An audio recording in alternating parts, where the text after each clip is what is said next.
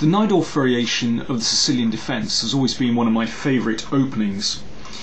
Why? Well, because I think it's rare that with the black pieces you can start out with a very sound, healthy pawn structure, and yet there's enough imbalance in the position that you can still play for a win. I'm about to record a DVD for ChessBase on the Najdorf. So recently I've been going through a lot of old theory and checking up on recent games. And I thought I'd start a new playlist on my YouTube channel, Najdorf News, to bring you up to date with the latest developments, but also to give you a little taster of the kind of material that will be coming on my DVD. So here we go with the first game that I've selected. This is between Lu Fei Ruan and Wenjun Zhu from the FIDE Women's Grand Prix tournament held recently at the end of September. And Wenjun Zhu is an interesting player. She often plays the Najdorf, and she's introduced quite a few new ideas recently. She's worth watching out for. So let's crack on with the game and see what happened here.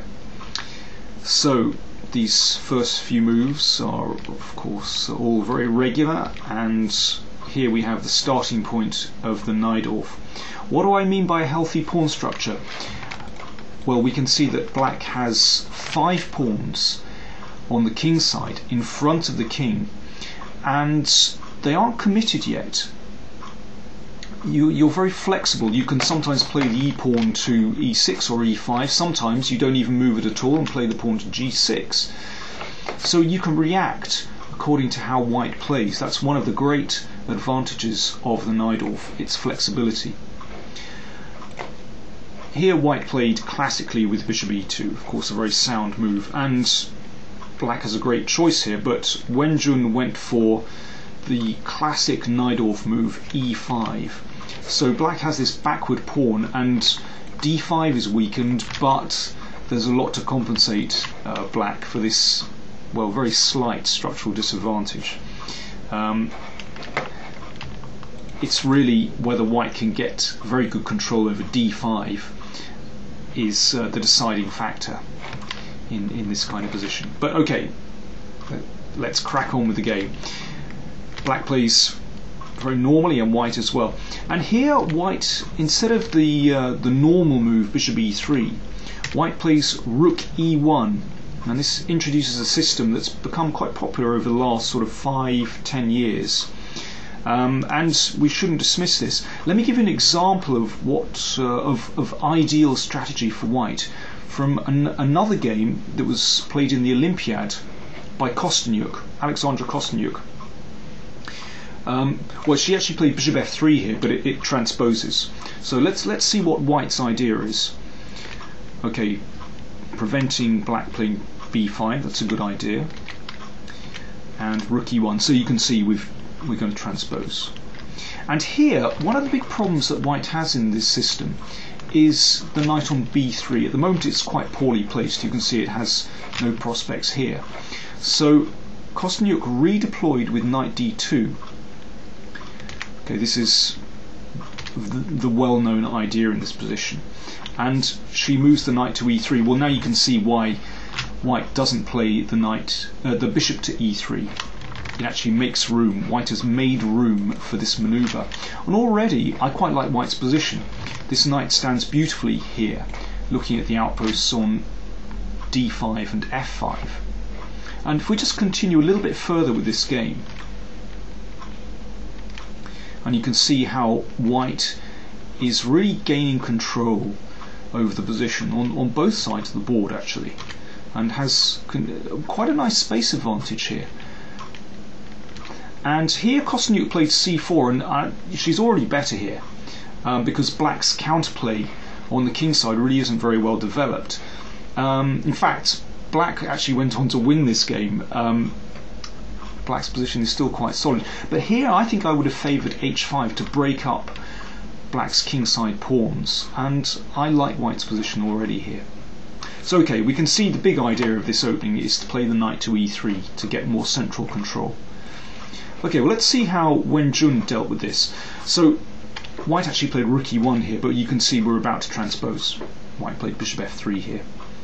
So firmly protecting e4 and also giving very good control over d5. Okay, knight d7, this is all very normal. And now here's the first interesting move. You could say that queen c7 would be a normal move in this position, but Wen Jun played queen b8. Very interesting idea indeed. And white started the knight maneuver with knight d2. Now bishop d8, we can see one of the ideas behind playing queen to b8. It allows this maneuver. Well, very often this bishop is redeployed via d8 in the Najdorf, but often it comes out to b6 to look at this diagonal. But here Wen Jun played bishop a5. Very interesting indeed. So the threat is to double the pawns on c3, so white can't allow this. That would be a serious structural disadvantage. So bishop d2. And now queen c7. In fact, this maneuver has been played before, and black played b5, which is also not bad, but Wen Jun played queen c7 instead. And now knight e3, okay, continuing this maneuver. And Wen Jun took on c3. You could play rook c8 here and wait, but okay, she played in a very straightforward way. So what has black achieved by this exchange? Very slightly unusual, giving up the two bishops. Well, it's so that black can attack e4. You can see there is a slight problem here with the knight on e3. It blocks the protection to e4. And also this knight is looking quite good on c5, looking at the a4 pawn as well. We can see that black can use that, exploit that quite well. Let me show you how. Well, for example, what about knight d5? Well, in this case black can take and now drop the bishop back to d7. So a4 is attacked. Well, if b3, then you can see that that leaves the bishop unprotected. So I think some move like, well, let me see, I would say knight b3, I guess, is going to already win material here. So, okay, what about a5?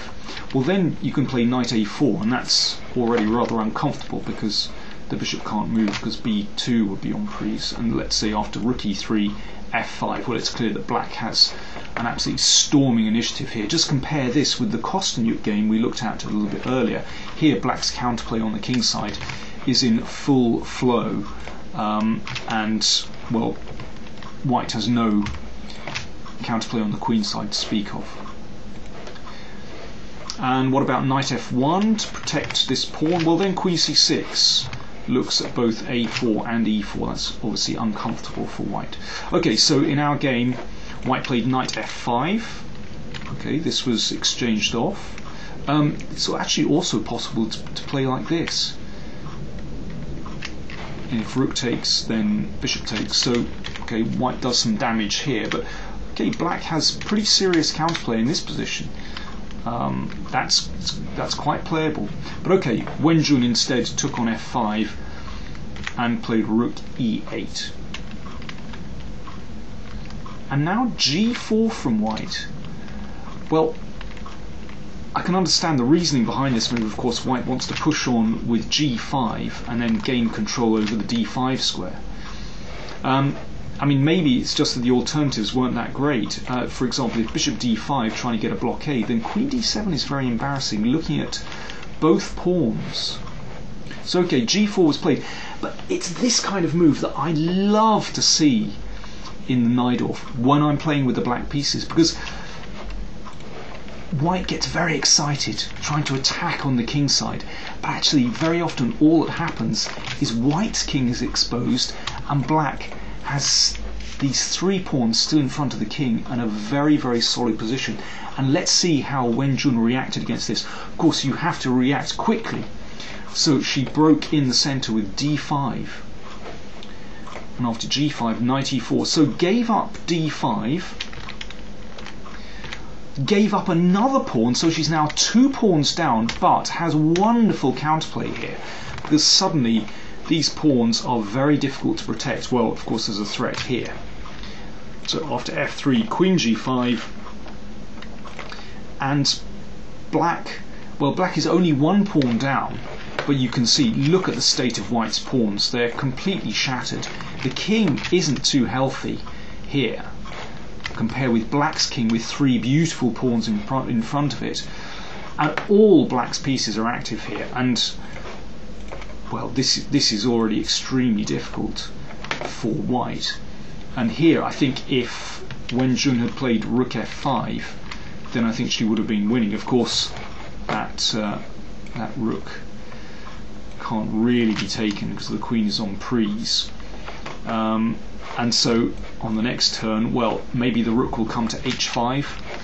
Maybe black will just take on f5 and take here. I think black is winning this position. Instead, Wenjun took on e4 straight away, and of course this is still very, very good for black. But in this game, white managed to hang on desperately, actually, and black couldn't quite win. But there's no doubt that black's opening has been a total success here. And yeah, I really like this manoeuvre, bishop d8 to a5. Well, this wasn't a spectacular Najdorf game, but actually I think it's a very typical Najdorf game, in that black had this very healthy pawn structure, and white went a bit crazy and managed to expose her own king here. And well, you know, black managed to get the advantage quite easily from the opening. So I do hope you'll join me for more Najdorf news on my YouTube channel, and well, hopefully see you soon, and thanks for watching.